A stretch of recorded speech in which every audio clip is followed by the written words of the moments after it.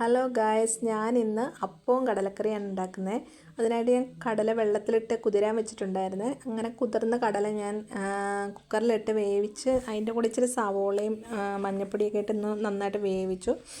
അതിനുശേഷം ഞാൻ കടുക് പൊട്ടിച്ചു. അതിനകത്ത് ഇച്ചിരി തേങ്ങാക്കൊത്തും ഇച്ചിരി കറിവേപ്പിലയും വെളുത്തുള്ളിയും പിന്നെ മല്ലിപ്പൊടിയും മുളക് പൊടിയും മസാലപ്പൊടിയും ചേർത്തൊന്ന് നന്നായിട്ട് വഴറ്റിയെടുത്തു.